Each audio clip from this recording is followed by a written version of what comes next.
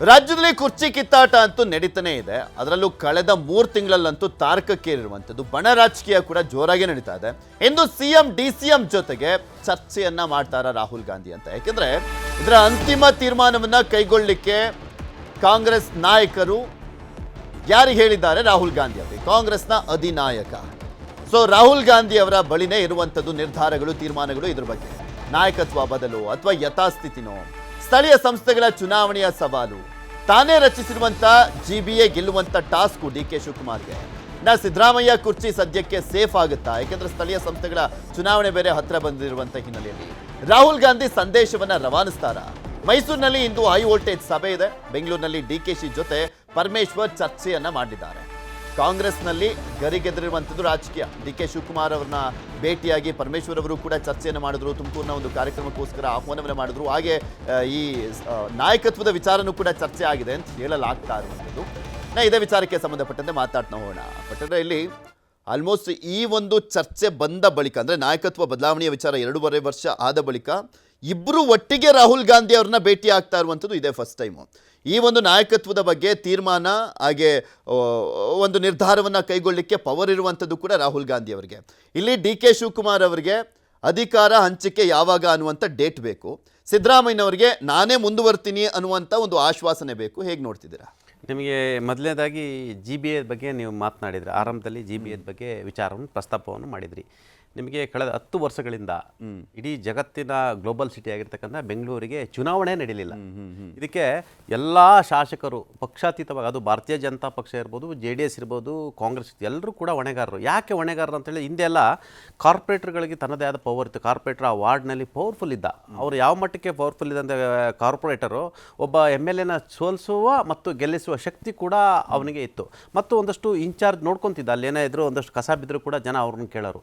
ಮತ್ತು BBMPಗೆ ಅಂತ ಇದ್ದದನ್ನ ಈಗ ಗ್ಲೋಬಲ್ ಅದು ಗ್ರೇಟರ್ ಬ್ಯಾಂಗ್ಳೂರ್ ಅಥಾರಿಟಿ ಅಂತ ಡಿ ಕೆ ಶಿವಕುಮಾರ್ ಅವರು ಇನ್ಚಾರ್ಜ್ ಮಿನಿಸ್ಟರ್ ಆದಮೇಲೆ ಮಾಡಿರ್ತಕ್ಕಂಥದ್ದು ತುಂಬ ಆಸಕ್ತಿ ವಹಿಸಿ ಬೆಂಗಳೂರು ದಕ್ಷಿಣ ಜಿಲ್ಲೆಯನ್ನು ಮಾಡಿ, ತಮ್ಮ ಸ್ವತಃ ರಾಮನಗರ ಜಿಲ್ಲೆಯನ್ನು ಕೂಡ ಬೆಂಗಳೂರು ದಕ್ಷಿಣ ಜಿಲ್ಲೆಗೆ ಸೇರಿಸಿದ್ದು, ದೇವನಹಳ್ಳಿ ಬೆಂಗಳೂರು ಗ್ರಾಮಾಂತರವನ್ನು ಸ್ವತಃ ಆಸಕ್ತಿ ವಹಿಸಿ ಬೆಂಗಳೂರು ಉತ್ತರ ಜಿಲ್ಲೆಯನ್ನು ಮಾಡೋಕೆ ಬೆಂಗಳೂರನ್ನು ವಿಸ್ತಾರಗೊಳಿಸಿದರು. ಆ ಮುಖಾಂತರ ಇದಕ್ಕೊಂದು ಗ್ರೇಟರ್ ಬೆಂಗಳೂರು ಅಥಾರಿಟಿ ಅಂತ ಹೆಸರನ್ನು ಇಟ್ಟರು. ಮತ್ತು ತುಂಬ ಆಸಕ್ತಿಯಿಂದ, ಆಸ್ಥೆಯಿಂದ ಬೆಂಗಳೂರನ್ನು ಎಕ್ಸ್ಪ್ಯಾಂಡ್ ಮಾಡಬೇಕು, ಬೆಂಗಳೂರನ್ನು ಮತ್ತಷ್ಟು ಬೆಳವಣಿಗೆ ಮಾಡಬೇಕು, ಅದು ಆರ್ಥಿಕವಾಗಿ ಮತ್ತು ಔದ್ಯೋಗಿಕವಾಗಿ ಬೆಂಗಳೂರನ್ನ ಎತ್ತರಕ್ಕೆ ಕೊಂಡೊಯ್ಯಬೇಕಂತ ಕನಸಿನ ಕಾರಣಕ್ಕಾಗಿ ಡಿ ಕೆ ಶಿವಕುಮಾರ್ ಅದನ್ನ 5 ಪಾಲಿಕೆಗಳಾಗಿ ಮಾಡೋ ಮುಖಾಂತರ GBA ಅಂತ ಹೆಸರನ್ನು ಇಟ್ಟರು. ಹಾಗಾಗಿ GBA ಚುನಾವಣೆ ನೆಕ್ಸ್ಟು ಜೂನ್ 30ರೊಳಗೆ ಮುಗಿಸ್ಬೇಕಂತೇಳಿ ಸುಪ್ರೀಂ ಕೋರ್ಟ್ ಖಡಕ್ ಸೂಚನೆಯನ್ನು ಕೊಟ್ಟಿರ್ತಕ್ಕಂಥ ಇಷ್ಟು ದಿವಸ ಎಳ್ಕೊಂಡು ಬರ್ತಾ ಇದ್ರು. ಇದಕ್ಕೆಲ್ಲರೂ ಕೂಡ ಯಾವ ಥರ ಅಂತ ಇಲ್ಲಿನ ಅನೇಕ ಶಾಸಕರುಗಳಿಗೆ ಮತ್ತು ಇಲ್ಲಿಗೆ ಬೆಂಗಳೂರು ಅನ್ನೋದು ಇದೆಯಲ್ಲ, ಅದೊಂದು ದೊಡ್ಡ ಹುಲ್ಲುಗಾವಲು. ಯಾಕಂದರೆ ಪ್ರತಿ ಬಜೆಟ್ನಲ್ಲಿ 8,000 ಕೋಟಿ, 10,000 ಕೋಟಿ, 11,000 ಕೋಟಿ, ಸರಿ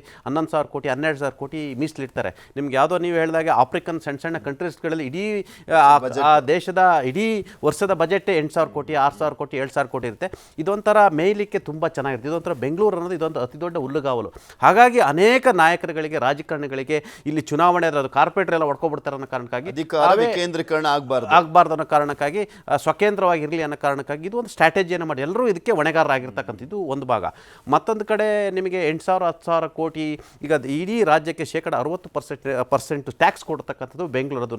ನೀವು ಎಲ್ಲರೂ ಸೇರಿ ಕಟ್ಟಿರ್ತಕ್ಕಂಥದ್ದು ಬೆಂಗಳೂರಿಗೆ ಈಗ 5 ಪಾಲಿಕೆಗಳು ಮಾಡಿರ್ತಕ್ಕಂಥ ಡಿ ಕೆ ಶಿವಕುಮಾರ್ ಕೂಡ ಉತ್ತರದಾಯಿತ್ವ ಇರ್ತಕ್ಕಂಥ. ಅವರು 5 ಪಾಲಿಕೆಯಲ್ಲಿ ಕನಿಷ್ಠ 4 ಗೆಲ್ಲಿಸುವ ಮುಖಾಂತರ ನಾನು ಮೊದಲ ಬಾರಿಗೆ ಬೆಂಗಳೂರಿನ ಉಸ್ತುವಾರಿ ಮಂತ್ರಿ ಆದಮೇಲೆ ಬೆಂಗಳೂರನ್ನ ಹೇಗೆ ಅಭಿವೃದ್ಧಿ ಪಡಿಸಿದ್ದೇನೆ ಮತ್ತು ಬೆಂಗಳೂರನ್ನ ಜಗತ್ತು ನೋಡುವಾಗ ಯಾವ ರೀತಿ ಮಾಡಿದ್ದೀನಿ, ಆ ಮುಖಾಂತರ ಬೆಂಗಳೂರು ಜನರನ್ನು ಯಾವ ರೀತಿ ವಿಶ್ವಾಸಕ್ಕೆ ತೆಗೆದುಕೊಂಡಿದ್ದೀನಿ, ಅವು ಯಾವ ರೀತಿ ಮತಗಳಾಗಿ ಪರಿವರ್ತನೆ ಆಗುವ ಮುಖಾಂತರ ತಮ್ಮ ಶಕ್ತಿ ಮತ್ತು ಸಾಮರ್ಥ್ಯ ಮತ್ತು ತಮ್ಮ ಲೀಡರ್ಶಿಪ್ಪು, ತಮ್ಮ ಉತ್ತರದಾಯಿತ್ವ ಮತ್ತು ಬೆಂಗಳೂರು ಮಿನಿಸ್ಟರ್ ಆಗಿದ್ದರಿಂದ ಸುಮಾರು 5 ಪಾಲಿಕೆಗಳಲ್ಲಿ 4 ಗೆಲ್ಲಿಸುವ ಮುಖಾಂತರ ತಮ್ಮ ಶಕ್ತಿ ಪ್ರದರ್ಶನ ಮಾಡ್ತಕ್ಕಂಥ ಅನಿವಾರ್ಯತೆ ಕೂಡ ಎದುರಾಗಿರ್ತಕ್ಕಂಥ. ಎಸ್, ಅಫ್ಕೋರ್ಸ್ ಈಗ ನಿಮಗೆ ರಾಹುಲ್ ಗಾಂಧಿ ಹೇಳಿದ್ರೆ, ಎಸ್ ಕಳೆದ 3 ತಿಂಗಳಿಂದಲೂ ಕೂಡ ರಾಹುಲ್ ಗಾಂಧಿ ಮತ್ತು ಡಿ ಕೆ ಶಿವಕುಮಾರ್ ಎಲ್ಲ ಮುಖಾಮುಖಿ ಆಗಲಿಕ್ಕೆ ಸಾಧ್ಯ ಇಲ್ಲ ಅಂತ ಹೇಳ್ತಿದ್ರು. ಮತ್ತು ಬಿಹಾರ ಚುನಾವಣೆಯಲ್ಲಿ ಆಲ್ಮೋಸ್ಟ್ ಎಲ್ಲ ಮುಖಾಮುಖಿ ಆಗಿದ್ರೆ ಯಾವುದೇ ರಾಜಕೀಯ ಚರ್ಚೆಗೆ ಅವಕಾಶ ಆಗಿರಲಿಲ್ಲ. ಕಳೆದ 1.5 ತಿಂಗಳಿಂದ ರಾಜ್ಯದಲ್ಲಿ ನಡೀತಕ್ಕಂಥ ಪವರ್ ಶೇರಿಂಗ್, ಈ ಒಂಥರ ಡ್ರಾಮಾ ಇದೆಯಲ್ಲ, ಈ ಪವರ್ ಶೇರಿಂಗು ಆಡಳಿತ ಯಂತ್ರ ಯಾವ ಮಟ್ಟಕ್ಕಾಗಿದೆ, ಅಧಿಕಾರಿಗಳು ಯಾವ ಮಟ್ಟಕ್ಕೆ ಹೋಗಿದ್ದಾರೆ ಅನ್ನೋದು ನಮ್ಮ ಕಣ್ಣು ಮುಂದೆ ಸಾಕ್ಷಿ ಇರ್ತಕ್ಕಂಥ. ಇವತ್ತು ದೆಹಲಿಯಿಂದ ವಿಶೇಷ ವಿಮಾನದ ಮುಖಾಂತರ ರಾಹುಲ್ ಗಾಂಧಿ ಅವರು ಮೈಸೂರಿಗೆ ಆಗಮಿಸ್ತಿದ್ದಾರೆ. ಅಲ್ಲಿಂದ ಹೆಲಿಕಾಪ್ಟರ್ ಮುಖಾಂತರ ಕರ್ನಾಟಕ, ಕೇರಳ ಮತ್ತು ಬಾರ್ಡರ್ ಪ್ರದೇಶ ಆಗಿರ್ತಕ್ಕಂಥ ಇರ್ತಕ್ಕಂಥ ಉದಯಗಿರಿ ಲಿಮಿಟ್ಸಲ್ಲಿ ಗೂಡಲೂರಿಗೆ ಥಾಮಸ್ ಅಂತ ಒಂದು ಇಂಗ್ಲೀಷ್ ಸ್ಕೂಲ್ ಕಾರ್ಯಕ್ರಮಕ್ಕೆ ಬರ್ತಿರ್ತಕ್ಕಂಥ.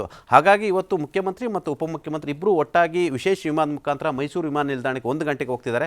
ಸುಮಾರು 1:30 ರಾಹುಲ್ ಗಾಂಧಿ ಬರೋ ಸಾಧ್ಯತೆ ಇರ್ತಕ್ಕಂಥದ್ದು. ರಾಹುಲ್ ಗಾಂಧಿ ಇಬ್ಬರು ಮುಖಾಮುಖಿ ಆಗ್ತಿರ್ತಕ್ಕಂಥದ್ದು. ಆದರೆ ಇವತ್ತು ರಾಹುಲ್ ಗಾಂಧಿ ಅವರು ಎಲ್ಲೊಂದು ಕಡೆ ಬೇರೊಂದು ಕಾರ್ಯಕ್ರಮಕ್ಕೆ ಬರೋ ಕಾರಣಕ್ಕಾಗಿ ಎಲ್ಲೊಂದು ಕಡೆ ಇವ್ರ ಜೊತೆ ಚರ್ಚೆಯನ್ನು ಮಾಡ್ತಾರಾ ಅಥವಾ ಮತ್ತೆ ದೆಹಲಿಗೆ ಬರೋಕ್ಕೆ ಹೇಳ್ತಾರಾ ಅಥವಾ ಇಬ್ಬರು ಮುಖಾಮುಖಿ ಆಗೋದ್ರಿಂದ ಇಬ್ಬರು ಒಂದು ಮೆಸೇಜನ್ನು ಪಾಸ್ ಮಾಡ್ತಾರೆ. ಪವರ್ ಶೇರಿಂಗ್ ಏನೇ ಇರ್ಬೋದು, ಆದರೆ ನಾವಿಬ್ಬರು ಒಂದೇ, ಅದು ರಾಜಕೀಯವಾಗಿ ಚರ್ಚೆ ಇರ್ಬೋದು ಅನ್ನೋ ಮುಖಾಂತರ ಇವರು ಕೂಡ ರಾಹುಲ್ ಗಾಂಧಿ ಅವರಿಗೆ ಮೆಸೇಜನ್ನು ಪಾಸ್ ಮಾಡ್ತಿದ್ದಾರೆ. ಅಥವಾ ರಾಹುಲ್ ಗಾಂಧಿ ಅವರು ಸದ್ಯಕ್ಕೆ ಯಥಾಸ್ಥಿತಿಯನ್ನು ಮುಂದುವರಿಸಿ ಅಂತ ಹೇಳ್ತಾರೆ ಅಥವಾ ಪವರ್ ಶೇರಿಂಗ್ ವಿಚಾರಕ್ಕೆ ದೆಹಲಿಗೆ ಬಂದು ಚರ್ಚೆ ಮಾಡೋಣ ಅಂತ ಹೇಳ್ತಾರೆ ಅನ್ನೋ ಸದ್ಯದ ಕುತೂಹಲ ಆಗಿರ್ತಕ್ಕಂಥದ್ದು. ಇನ್ನೊಂದು ಕಡೆ ಮುಖ್ಯಮಂತ್ರಿ ಸಿದ್ದರಾಮಯ್ಯವರು ಸಂಪುಟ ಪುನಾರಚನೆ ಮನಸ್ಸು ಮಾಡಿರ್ತಕ್ಕಂಥದ್ದು. ಮೂಲಗಳ ಪ್ರಕಾರ 11 ಸಚಿವರುಗಳನ್ನು ಕೈ ಬಿಡಬೇಕಂತ CM ಮನಸ್ಸು ಮಾಡಿದರೆ ಹೈಕಮಾಂಡ್ ಸುಮಾರು 20ಕ್ಕೂ ಹೆಚ್ಚು ಸಚಿವರನ್ನು ಕೈ ಬಿಡಿ ಅಧ್ಯಕ್ಷರು, ಅಳಬರು, ಕಳಪೆ ನಿರ್ವಹಣೆ ಇರ್ತಕ್ಕಂಥದ್ದು, ಕಳಂಕಿತರು ಇವ್ರನ್ನೆಲ್ಲ ಬಿಟ್ಟು ಒಂದಷ್ಟು ಯೂತ್ಸ್ಗೆ, ಯುವ ಮುಖಗಳಿಗೆ ಅವಕಾಶ ಕೊಡಿ, ಜಾತಿವಾರು, ಪ್ರಾದೇಶಿಕವಾರು, ಕ್ಷೇತ್ರವಾರು ಒಂದು ಅವಕಾಶ ಕೊಡಿ ಅಂತೇಳಿ ಹೈಕಮಾಂಡ್ ಹೇಳಿದೆ ಅಂತ ಹೇಳಿರ್ತಕ್ಕಂಥದ್ದು. ಹಾಗಾಗಿ ಮುಖ್ಯಮಂತ್ರಿಗಳು ಇವತ್ತೇ ಸಂಪುಟ ಪುನರಚನೆ ಮಾಡಲಾ ನೀವು ಓಕೆ ಅಂತೇಳಿ ಇವತ್ತು ಪರ್ಮಿಷನ್ ಇವತ್ತೇ ನೇರವಾಗಿ DK ಜೊತೆ ಇಟ್ಕೊಂಡೇ ತೆಗೆದುಕೊಳ್ತಾರೆ ಅಂತ ಕೂಡ ಸದ್ಯದ ಕುತೂಹಲ ಆಗಿರ್ತಕ್ಕಂಥದ್ದು. ಮೇ ಬಿ ಅವ್ರನ್ನ ಭೇಟಿಯಾಗಿ ಬಂದ ಬಳಿಕ ಅವರ ಹಾವಭಾವ ಯಾವ ರೀತಿಯಾಗಿರುತ್ತೆ, ಅವರ ಜೋಶ್ ಹೇಗಿರುತ್ತೆ, ಅವರ ಸ್ಟೇಟ್ಮೆಂಟ್ಗಳು ಹೇಗಿರುತ್ತೆ ಅನ್ನುವಂಥದ್ರ ಮೇಲೆ ನಾವು ನಿರ್ಧಾರ ಮಾಡ್ಬೋದು ಅನ್ಸುತ್ತೆ, ಗೆಸ್ ಮಾಡ್ಬೋದು ಅಂತ ಕಾಣಿಸುತ್ತೆ. ಏನು ಅಲ್ಲಿ ಚರ್ಚೆ ಆಗಿರ್ಬೋದು ಅಂತ, ಅಥವಾ ಚರ್ಚೆ ಆದರೂ ಆಗ್ಬೋದು. ಅದು ಒಂಥರ ರಾಹುಲ್ ಗಾಂಧಿ ಬರುವಂಥದ್ದು, ಬಂದಾಗ ಇವರು ಬೊಕ್ಕೆ ಕೊಟ್ಟು ಸ್ವಾಗತ ಕೊಡುವಂಥದ್ದು ಮತ್ತು ಹೆಲಿಕಾಪ್ಟರ್ ತಗೋ ಬೀಳ್ಕೊಡುಗೆ ಮಾತ್ರ ಸೀಮಿತ ಆಗೋದಂತ ಕೂಡ ಕಾದು ನೋಡಬೇಕಾಗಿರ್ತಕ್ಕಂಥ. ಯಾಕಂತ ಹೇಳಿದ್ರೆ ಈಗ 5 ರಾಜ್ಯಗಳ ಚುನಾವಣೆ ಇರ್ತಕ್ಕಂಥದ್ದು. 5 ರಾಜ್ಯಗಳಿಗೆ ಕರ್ನಾಟಕದಿಂದ ಉಸ್ತುವಾರಿಗಳು ಮಾಡಿರ್ತಕ್ಕಂಥದ್ದು. ತಮಿಳುನಾಡಿಗೆ GC ಚಂದ್ರಶೇಖರ್ ಕೂಡ ಒನ್ ಆಫ್ ದಿ ಸ್ಕ್ರೀನಿಂಗ್ ಕಮಿಟಿಯಲ್ಲಿ ಇರ್ತಕ್ಕಂಥದ್ದು ಮತ್ತು Assam one of the incharge DK Shivakumar ಇರ್ತಕ್ಕಂಥ ಮತ್ತು ಕೇರಳಕ್ಕೆ KJ ಜಾರ್ಜ್ ಇರ್ತಕ್ಕಂಥ. ಕರ್ನಾಟಕದವರು ಭಾಳಷ್ಟು ಜನ ಇರ್ತಕ್ಕಂಥದ್ದು ಮತ್ತು ಹರಿಪ್ರಸಾದ್ ಅವರು ವೆಸ್ಟ್ ಬೆಂಗಾಳದ ಸ್ಕ್ರೀನಿಂಗ್ ಕಮಿಟಿ ಪ್ರೆಸಿಡೆಂಟ್ ಆಗಿರ್ತಕ್ಕಂಥ, ಅವರೇ ಟಿಕೆಟನ್ನು ನಿರ್ಧಾರ ಮಾಡ್ತಕ್ಕಂಥ ಅತಿ ದೊಡ್ಡ ಜವಾಬ್ದಾರಿ ಕೊಟ್ಟಿರ್ತಕ್ಕಂಥದ್ದು. ಹಾಗಾಗಿ 5 ರಾಜ್ಯ ಚುನಾವಣೆಗಳು ಕೂಡ ಕಾಂಗ್ರೆಸ್ ಪಾಲಿಗೆ ಅತಿ ದೊಡ್ಡ ಒಂದು ಚುನಾವಣೆ ಅಂತ ಹೇಳಲಾಗ್ತದೆ. ಯಾಕಂದರೆ ಕೇರಳದಲ್ಲಿ ಎಲ್ಲೊಂದು ಕಡೆ LDF ಮತ್ತು UDF ನಡುವೆ ಕಿತ್ತಾಟ ಆಗಿರ್ತಕ್ಕಂಥ. ಹಾಗಾಗಿ UDF ಈಗ ಅಧಿಕಾರಕ್ಕೆ ಬರಬೇಕಂತ ಪ್ಲಾನ್ ಮಾಡ್ತಿರ್ತಕ್ಕಂಥದ್ದು. ತಮಿಳುನಾಡಲ್ಲಿ ಇವರು ತಮಿಳುನಾಡನ್ನ DMKಗೆ ಬೆಂಬಲ ಕೊಟ್ಟಿರ್ತಕ್ಕಂಥದ್ದು. ಅಲ್ಲಿ ಆಡಳಿತ ವಿರೋಧಿ ಅಲೆ ಇರ್ತಕ್ಕಂಥದ್ದು. ಈ ಮೈತ್ರಿ ನಡುವೆನೂ ಕೂಡ ಭಿನ್ನಾಭಿಪ್ರಾಯ. ಆಮೇಲೆ ಇಂಡಿಯಾ ಕೂಟದಲ್ಲಿ ನಡುವೆ ಕೂಡ ಎಲ್ಲ ಒಂದು ಕಡೆ ಈಗಾಗಲೇ ಹೇಳ್ತಿರೋದು ನಿಮಗೆ ರಾಜ್ಯಗಳ ವಿಧಾನಸಭೆ ಚುನಾವಣೆಗಳಲ್ಲಿ ಯಾವುದೇ ರೀತಿ ಮೈತ್ರಿ ಬೇಡ ಅಂತ ಕಾಂಗ್ರೆಸ್ ಕೂಡ ತೀರ್ಮಾನ ಮಾಡಿರ್ತಕ್ಕಂಥದ್ದು. ಮತ್ತು ಆಯಾ ಈಗ ನಮ್ಮ ರಾಜ್ಯದ ಮಟ್ಟಿಗೆ ಸೀಮಿತವಾಗಿ ನೋಡೋದಾದ್ರೆ, ಈಗ ನಿನ್ನೆ ಬೇರೆ ಸುಪ್ರೀಂ ಕೋರ್ಟ್ನಲ್ಲಿ ಆದಂಥ ತೀರ್ಪಿದೆಯಲ್ಲ, ಜೂನ್ 30 GBA ಎಲೆಕ್ಷನ್ ಆಗಬೇಕು ಅಂತ. ಈಗ ಆಲ್ರೆಡಿ ಮುಖ್ಯಮಂತ್ರಿಗಳು ಹೇಳಿದ್ದಾರೆ ಸಂಕ್ರಾಂತಿ ಹಬ್ಬದ ನಂತರ ಬಜೆಟ್ನ ತಯಾರಿ ಮಾಡ್ಕೊಳ್ತೀನಿ ಅಂತ.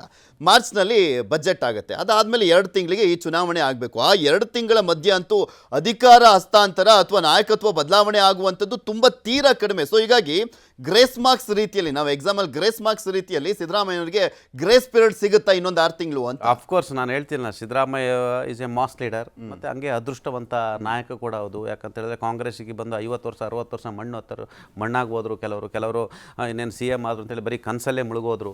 ಇನ್ನು ಕೆಲವರು ಏನೆಲ್ಲ ಆದರು. ಮತ್ತು ಸಿದ್ದರಾಮಯ್ಯ ಬಂದ ಮೇಲೆ ಕಾಂಗ್ರೆಸ್ಸಲ್ಲೂ ಕೂಡ ಬದಲಾವಣೆ ಆಯಿತು. ಸತ್ತು ಮಲಗಿದ್ದ ಕಾಂಗ್ರೆಸ್ಸಿಗೆ ಪಾದಯಾತ್ರೆ ಮುಖಾಂತರ, ಜೀವ ತುಂಬುವ ಮುಖಾಂತರ ಕಾಂಗ್ರೆಸ್ಗೆ ಅಧಿಕಾರ ತಂದಂಥವ್ರು ಸಿದ್ದರಾಮಯ್ಯರು. ನಂತರ ಇತಿಹಾಸ ಕಾಂಗ್ರೆಸ್ಗೆ ಒಂದಷ್ಟು ಸ್ಟೇಚರ್ ಕೊಟ್ಟಂಥವ್ರು, ಅದೇನೇ ಇರ್ಬೋದು. ಆದರೆ ನೀವು ಹೇಳಿದಾಗ ಈಗ GBA ಚುನಾವಣೆ 30 ಮಾಡಿ ಅಂತ ಹೇಳಿರ್ತಕ್ಕಂಥದ್ದು. ಇನ್ನು ಸ್ಥಳೀಯ ಸಂಸ್ಥೆ ZP ಮತ್ತು TP ಚುನಾವಣೆ ಬರುತ್ತೆ. ಫೆಬ್ರವರಿ ಅಂತ್ಯ ಅಥವಾ ಅಂತ್ಯದಲ್ಲಿ ಗ್ರಾಮ ಪಂಚಾಯತ್ ಚುನಾವಣೆ ಮಾಡಬೇಕು. ಈಗಾಗಲೇ ಅಧಿಕಾರಿಗಳಿಗೆ ನೋಟ್ ಮಾಡ್ಕೊಂಡು ಬರೋಕ್ಕೆ ಹೇಳಿದ್ದಾರೆ. ಆರ್ಥಿಕ ಇಲಾಖೆ ಅಧಿಕಾರಿಗಳು ಎಲ್ಲ ಇಲಾಖೆಯ ಸೆಕ್ರೆಟರಿಗಳಿಗೆ 16ನೇ ತಾರೀಕು ಮೀಟಿಂಗನ್ನು ಕರೆದಿರ್ತಕ್ಕಂಥದ್ದು ಮತ್ತು ನಾಳೆ ಕೂಡ ಮೀಟಿಂಗನ್ನು ಕರೆದಿರ್ತಕ್ಕಂಥದ್ದು. ಅದು ಬಜೆಟ್ ಪೂರ್ವ ತಯಾರಿ, ಅಂದರೆ ಆಯಾ ಡಿಪಾರ್ಟ್ಮೆಂಟಲ್ಲಿ ಏನೆಲ್ಲ ಆಗಬೇಕು, ಏನೆಲ್ಲ ಆಗಿತ್ತು, ಆ ಡಿಪಾರ್ಟ್ಮೆಂಟ್ ಅಷ್ಟು ಅಡ್ಮಿನಿಸ್ಟ್ರೇಷನ್ ಸಂಬಂಧಪಟ್ಟಾಗೆ ಅದರ ಬಗ್ಗೆ ಅಷ್ಟು ಡೀಟೇಲ್ಸನ್ನು ಕಲೆಕ್ಟ್ ಮಾಡೋಕ್ಕೆ ನಾಳೆ ಸೂಚನೆಯನ್ನು ಮುಖ್ಯಮಂತ್ರಿಗಳು ಕೊಡ್ತಾರೆ. ಮಾರ್ಚ್ 6ನೇ ತಾರೀಕು ರಾಜ್ಯ ಬಜೆಟನ್ನು ಮಂಡನೆ ಮಾಡಲಿಕ್ಕೆ, ಆ ಮುಖಾಂತರ ಈ ಬಜೆಟು ಸ್ಥಳೀಯ ಸಂಸ್ಥೆಗಳ ಚುನಾವಣೆಗೆ ಪೂರಕವಾಗಿ ಒಂದಷ್ಟು ಸ್ಟ್ರಾಟಜಿಯನ್ನು CM ಮಾಡ್ತೀರ ಅಂತ ಹೇಳ್ತಿರ್ತಕ್ಕಂಥದ್ದು. ಆ ಮುಖಾಂತರ ಇವೆಲ್ಲವನ್ನು ಗಮನಿಸಿದರೆ ಬಹುಶಃ ಸಂಪುಟ ಪುನಾರಚನೆ ಆಗೋದು ಖಚಿತ ಅಂತಲೇ ಹೇಳಲಾಗ್ತದೆ. ಆ ಮುಖಾಂತರ ಒಂದು ಹೇಳ್ತೀನಿ ನಿಮಗೆ, ಭಾಳಷ್ಟು ಸುಮಾರು 10-15 ಜನ ಮಂತ್ರಿಗಳು ಇದ್ದರು, ಕಳಂಕಿತರಿದ್ದರು, CM ಜೊತೆ ಇದ್ದಂಥವ್ರು ಇದ್ರು, ಅವ್ರನ್ನೆಲ್ಲ ತೆಗಿಬೇಕಾಗಿತ್ತು. ಅವರ ಅದೃಷ್ಟ ನೋಡಿ, ಈ ಪವರ್ ಶೇರಿಂಗ್ ಕಿತ್ತಾಟದಲ್ಲಿ ಅವರಿಗೆ ಗ್ರೇಸ್ ಪೀರಿಯಡ್ ಆಗಿ ಸುಮ್ಮನೆ ಒಂದು 2-3 ತಿಂಗಳು ಮಂತ್ರಿಯಾಗಿ ಒಂದಷ್ಟು ಜನ ಕೊಳ್ಳೆ ಹೊಡ್ಕೊಂಡು ಆರಾಮಾಗಿದ್ದಾರೆ. ಅಲ್ಲ, ಇಲ್ಲಿ ಮೇನ್ಲಿ ಮತ್ತೊಂದು ನೋಡೋದು ಅಂದರೆ, ಒಂದು ಸಿದ್ದರಾಮಯ್ಯನವ್ರಿಗೆ ಪ್ಲಸ್, ಅದ್ರ ಜೊತೆಗೆ ಒಬ್ಬ ಮಾಸ್ ಲೀಡರ್ನ ಯಾವುದೇ ಕಾರಣಕ್ಕೂ ಇಂತಹ ಒಂದು ಸ್ಥಳೀಯ ಸಂಸ್ಥೆಗಳ ಚುನಾವಣೆಯ ಸಂದರ್ಭದಲ್ಲಿ ಬದಲಾವಣೆ ಮಾಡೋದು ತುಂಬ ಕಷ್ಟ ಅಲ್ವಾ? ಇದು ಒಂಥರ ಹೋಗ್ತಾ ಹೋಗ್ತಾ ಅಗ್ನಿ ಪರೀಕ್ಷೆ. DK ಶಿವಕುಮಾರ್ ಒಂದು ಹೋಯ್ತು ಅಂದರೆ ಇನ್ನೊಂದು ಬರ್ತಾ ಇದೆಯಲ್ಲಪ್ಪ ಅಂತ. ನೋಡಿ ಇವರೇ, ಮುಂದಿನ ವಿಧಾನಸಭೆ ಚುನಾವಣೆಯಲ್ಲಿ BJP JDS ಒಟ್ಟಾಗಿ ಹೋಗಲಿಕ್ಕೆ ಪ್ಲ್ಯಾನ್ ಮಾಡಿರ್ತಕ್ಕಂಥದ್ದು. ನೀವು ಯಾರೇ ಏನು ಹೇಳ್ಬೋದು, ಹಳೆ ಮೈಸೂರು ಭಾಗದ ಪ್ರಶ್ನಾತೀತ ಒಕ್ಕಲಿಗ ನಾಯಕರಂತ ಅದು ಮಾಜಿ ಪ್ರಧಾನಿ ದೇವೇಗೌಡರು, ಅವ್ರನ್ನ ಪ್ರಶ್ನೆ ಮಾಡಲಿಕ್ಕೆ ಸಾಧ್ಯ ಇಲ್ಲ. ಅದೇ ರೀತಿ BJPಯಲ್ಲಿ ಕೂಡ ಯಡಿಯೂರಪ್ಪನವರು ಕೂಡ ಇವತ್ತು ಅವರು ಮನೇಲಿ ಇರ್ಬೋದು, ಆದರೆ ಯಡಿಯೂರಪ್ಪ ಯಡಿಯೂರಪ್ಪ. ಅದೇ ರೀತಿ ನಿಮಗೆ OBC ಮತ್ತೊಂದು ಕರ್ನಾಟಕ ರಾಜ್ಯದ ಕಾಂಗ್ರೆಸ್ನ ಪ್ರಶ್ನಾತೀತ ನಾಯಕ ಅಂತ ಹೇಳಿದರೆ ಮತ್ತು ಮಾಸ್ ಲೀಡರ್ ಅಂತ ಅದು ಸಿದ್ದರಾಮಯ್ಯ. ನಿಮಗೆ ಈಗಾಗಲೇ ಹಿಮಾಚಲ ಪ್ರದೇಶ ಮತ್ತು ತೆಲಂಗಾಣದಲ್ಲಿ ಮೇಲ್ವರ್ಗದ ಚೀಫ್ ಮಿನಿಸ್ಟರ್ಗಳಿರ್ತಕ್ಕಂಥದ್ದು ಮತ್ತು 2029 OBC ಮತಗಳನ್ನು ಗ್ರ್ಯಾಬ್ ಮಾಡಬೇಕು, ಅವನ್ನ ಒಟ್ಟುಗೂಡಿಸಿ OBC ಮತಗಳನ್ನ ಸೆಳಿಬೇಕಂತೆ ರಾಹುಲ್ ಗಾಂಧಿಯವರೇ OBC ಸಮಾವೇಶಗಳನ್ನ ಮಾಡ್ತಿರ್ತಕ್ಕಂಥದ್ದು. ಇಂಥ ಸಂದರ್ಭದಲ್ಲಿ ಇಡೀ ದೇಶದಲ್ಲಿ ಇರ್ತಕ್ಕಂಥ ಒಬ್ಬ one and only mass leader OBC leader ಆಗಿರ್ತಕ್ಕಂಥ OBC ಮುಖ್ಯಮಂತ್ರಿಗಳನ್ನ ಕೆಳಗಿಳಿಸಿ ದೇಶಕ್ಕೆ OBC ಸಮಾಜಕ್ಕೆ ಮತ್ತು ರಾಜ್ಯಕ್ಕೆ ಏನು ಮೆಸೇಜ್ ಕೊಡ್ಲಿಕ್ಕೆ ಸಾಧ್ಯ? ಇವೆಲ್ಲವೂ ಕೂಡ ಪೊಲಿಟಿಕಲಿ ನಾವು ಒಂದೇ ಸರಿ ಹೇಳ್ಬೋದು ಪವರ್ ಶೇರಿಂಗ್ ಅಂತೇಳಿ ಪೊಲಿಟಿಕಲಿ ಈಕ್ವೇಷನ್ಗಳು ಲೆಕ್ಕಾಚಾರಗಳನ್ನು ಕೂಡ ಹಾಕಬೇಕಾಗಿರ್ತಕ್ಕಂಥದ್ದು. ಒಂದು ವೇಳೆ ಮುಖ್ಯಮಂತ್ರಿನೇ ಆಯ್ತುಪ್ಪ ನಾನೇ ಇಂಥವ್ರನ್ನ ಮಾಡಿ ಅಂತ ಬಿಟ್ಕೊಟ್ರೆ ಓಕೆ, ಅಷ್ಟು ಸುಲಭವಾಗಿ ಹೈಕಮಾಂಡ್ ಅವ್ರನ್ನ ನೀವು ಚೇಂಜ್ ಮಾಡುವಂಥದ್ದು ಅಷ್ಟು ಸುಲಭ ಸದ್ಯಕ್ಕೆ ಸಾಧ್ಯ ಇಲ್ಲ. ಯಾಕಂತ ಹೇಳಿದ್ರೆ ಅವತ್ತಿನ ಕಾಂಗ್ರೆಸ್ ಅಲ್ಲ, ಆ ಒಂದು ಕಾಲದಲ್ಲಿ ರಾಜೀವ್ ಗಾಂಧಿ ಕಾಲದಲ್ಲಿ ಏರ್ಪೋರ್ಟಲ್ಲಿ ಮುಖ್ಯಮಂತ್ರಿಗಳನ್ನ ಚೇಂಜ್ ಮಾಡ್ತಾ ಇದ್ರು. ಇವತ್ತಿನ BJP ಇದೆಯಲ್ಲ, ಇವತ್ತಿನ BJP ಆಮೇಲೆ ಕಾಂಗ್ರೆಸ್ನ ಆಡಳಿತ ರಾಜ್ಯಗಳನ್ನು ಮುನ್ಸಿಪಾಲಿಟಿ ಆಡಳಿತ ನೋಡ್ತಾ ಇತ್ತು. ಇವತ್ತು ಹಂಗಲ್ಲ, ಹೈಕಮಾಂಡ್ ತುಂಬ ವೀಕ್ ಆಗಿದೆ, ದುರ್ಬಲ ಆಗಿದೆ. ಅದಕ್ಕೆ ಸ್ವಯಂಕೃತ ಅಪರಾಧ, ಅತಿಯಾದ ತುಷ್ಟೀಕರಣ ರಾಜಕಾರಣ ಮತ್ತು ಭ್ರಷ್ಟಾಚಾರ ಅನೇಕ ಆರೋಪಗಳ ನಡುವೆ ಕಾಂಗ್ರೆಸ್ ಇವತ್ತು ಕುಗ್ಗಿ ತಗ್ಗಿ ಹೋಗಿರ್ತಕ್ಕಂಥದ್ದು. ಅದಕ್ಕೆ ಹೊಸ ಡೈಮೆನ್ಷನ್ ಕೊಡೋಕ್ಕೆ ರಾಹುಲ್ ಗಾಂಧಿ ಸೈದ್ಧಾಂತಿಕ ಕಾಂಗ್ರೆಸ್ನ ಕಟ್ಟಲಿಕ್ಕೆ ಮುಂದಾಗಿರ್ತಕ್ಕಂಥ. ಹಾಗಾಗಿ ಸೈದ್ಧಾಂತಿಕ ಕಾಂಗ್ರೆಸ್ನ ಕಟ್ತಿದ್ದಾರೆ ಅಂತ ಹೇಳಿದ್ರೆ ಅವರು RSS ಕಾಂಗ್ರೆಸ್ ಒಳಗಡೆ ಇರ್ತಕ್ಕಂಥ RSS ಸಾಫ್ಟ್ ಕಾರ್ನರ್ ಇರ್ತಕ್ಕಂಥವ್ರು ಕೂಡ ದೂರ ಸರಿಸಿರ್ತಕ್ಕಂಥದ್ದು. ಈಗ ನಮ್ಮ ರಾಜ್ಯದ ಮಟ್ಟಿಗೆ ನೋಡೋದಾದ್ರೆ DK ಶಿವಕುಮಾರ್ ಈಗ ಯಾವಾಗ ಏನು ಎತ್ತ ಅಂತ ಗೊತ್ತಿಲ್ಲ, ಆದರೆ ಈ GBA ಎಲೆಕ್ಷನ್ ಅನ್ನುವಂಥದ್ದು ಎಷ್ಟು ಮಟ್ಟಿಗೆ DK ಶಿವಕುಮಾರ್ ಅವರಿಗೆ ಚಾಲೆಂಜು ಅನ್ನುವಂಥ ನೋಡಬೇಕು ಅಂತ. ಯಾಕೆಂದರೆ ಇದು ಅಗ್ನಿ ಪರೀಕ್ಷೆ. ಯಾಕೆಂದರೆ ಅವರು ಹೆಚ್ಚಿನ ಸ್ಥಾನಗಳನ್ನು ಗೆಲ್ಲೋದು, ಹಾಗೆ 5 ಪಾಲಿಕೆಯಲ್ಲಿ ಅಟ್ಲೀಸ್ಟ್ 3 ಪಾಲಿಕೆಯಲ್ಲಿ ಅಧಿಕಾರವನ್ನು ಹಿಡಿದೇ ಹೋದರೆ DK ಶಿವಕುಮಾರ್ ಏನಪ್ಪ ಅವ್ರಿಗೆ ನೆಕ್ಸ್ಟ್ ಮುಖ್ಯಮಂತ್ರಿ ಸ್ಥಾನ ಕೊಟ್ಟರೆ ಏನು ಕತೆ ಅನ್ನುವಂಥ ರೀತಿಯಾದಂಥ ಸಂದೇಶವನ್ನು ಪಾಸ್ ಮಾಡಬೇಕಾಗುತ್ತೆ ಸಿದ್ದರಾಮಯ್ಯನವರ ಬಣದವರು. ಅದೊಂದು ಪ್ಲಸ್ ಮೈನಸ್ ಎರಡೂ ಇದೆ. Of course good question. ಯಾಕಂತ ಹೇಳಿದ್ರೆ ನಾನು ಹೇಳಿದ್ದಲ್ಲ, ಬೆಂಗಳೂರು ನಗರ ಅಭಿವೃದ್ಧಿಗೆ ಜಾರ್ಜು ರಾಮಲಿಂಗಾರೆಡ್ಡಿ ಸೇರಿದಂಥ ಅನೇಕರು ಇಲ್ಲೇ ಹುಟ್ಟಿ ಬೆಳೆದವರು ಕಣ್ಣಿತ್ತು. ದಿಢೀರ್ನೆ DK ಶಿವಕುಮಾರ್ ಎಂಟ್ರಿ ಆಗಿ ಬೆಂಗಳೂರು ನಗರಾಭಿವೃದ್ಧಿ ಸಚಿವರಾದರು, ಜಲಸಂಪನ್ಮೂಲ ಖಾತೆ, DCM, PCC ಪ್ರೆಸಿಡೆಂಟು ಎಲ್ಲವೂ ಕೂಡ ಆದರು. ಮತ್ತು ಅವರೇ ಆಸಕ್ತಿ ವಹಿಸಿ ಆಸ್ಥೆ ವಹಿಸಿ GBAನ ಮಾಡಿದರು, 369 ವಾರ್ಡ್ಗಳನ್ನು ಮಾಡಿದರು, 5 ಪಾಲಿಕೆಗಳನ್ನು ಮಾಡಿದರು. ಮತ್ತು ಅವರೇ ಹೇಳಿದ್ರಲ್ಲ, ಬೆಂಗಳೂರು ಗ್ಲೋಬಲ್ ಸಿಟಿ, ಅದನ್ನು ಮತ್ತಷ್ಟು ಎತ್ತರಕ್ಕೆ ಆರ್ಥಿಕವಾಗಿ ಮತ್ತು ಔದ್ಯೋಗಿಕವಾಗಿ ದೊಡ್ಡ ಮಟ್ಟಕ್ಕೆ ತೆಗೆದುಕೊಂಡು ಹೋಗ್ತೀನಿ, ಹೊಸ ಡೈಮೆನ್ಷನ್ ಮಾಡ್ತೀನಿ, ಬ್ರ್ಯಾಂಡ್ ಬೆಂಗಳೂರು ಮಾಡ್ತೀನಿ ಅಂತ ಹೇಳಿರ್ತಕ್ಕಂಥ ಅದಕ್ಕೆ ಪೂರಕವಾಗಿ ಕೆಲಸವನ್ನು ಮಾಡ್ತಿದ್ದಾರೆ. ಹಾಗಾಗಿ DK ಶಿವಕುಮಾರ್ಗೆ ಅವರು ಉತ್ತರದಾಯಿತ್ವ ಕೂಡ ಹೌದು. ಅವರು 5 ಪಾಲಿಕೆಗಳು ಕನಿಷ್ಠ 3 ಅಥವಾ 4 ಗೆಲ್ಲಿಸುವ ಮುಖಾಂತರ ಹೌದು ಬೆಂಗಳೂರಿನ ಜನರಿಗೆ ನಾನು ಒಳ್ಳೆ ಆಡಳಿತ ಕೊಟ್ಟಿದ್ದೀನಿ, ಒಳ್ಳೆ ವರ್ಕ್ ಮಾಡಿದ್ದೀನಿ, ಬ್ರ್ಯಾಂಡ್ ಬೆಂಗಳೂರನ್ನ ಮಾಡಿದ್ದೀನಿ ಮುಖಾಂತರ ಬೆಂಗಳೂರು ಜನರನ್ನ ವಿಶ್ವಾಸ ಗಳಿಸಿ ಮತಗಳಾಗಿ ಪರಿವರ್ತಿಸಿ ಮಾಡಿ ಬೆಂಗಳೂರ ಆಡಳಿತ ಚುಕ್ಕಾಣಿ ಹಿಡಿಯುವ ಮುಖಾಂತರ I am a leader, I am a incharge minister ಆಗಿ ನಾನು ಗ್ರೇಟ್ ಇನ್ಚಾರ್ಜ್ ಮಿನಿಸ್ಟರ್ ಅನ್ನೋ ಮುಖಾಂತರ ಕ್ಲೈಮ್ ಮಾಡಲಿಕ್ಕೆ ಅವರು ತೋರಿಸ್ಬೇಕಾಗಿರ್ತಕ್ಕಂಥದ್ದು. ಈಗ ಇದು ಈ ಚುನಾವಣೆ ಸರ್ಕಾರ ಚುನಾವಣೆ ಅಲ್ಲ, ಇದು DK ಶಿವಕುಮಾರ್ ಅವರ ಚುನಾವಣೆ ಅಂತಲೇ ಹೇಳ್ಬೋದು. ಓಕೆ, ಧನ್ಯವಾದ ಪಟೇಲ್ರೆ, ಇಷ್ಟು ತನಕ ಜಾಯ್ನ್ ಆಗಿ ವಿಶ್ಲೇಷಣೆ ಮಾಡೋದಕ್ಕೆ. ಇದಾಗಿತ್ತು ಇವತ್ತಿನ ಮಾತುಕತೆ. ನೋಡ್ತಾರೆ ನ್ಯೂಸ್ 18, ಜಾಲ ನಮ್ಮದು, ಬಲ ನಿಮ್ಮದು.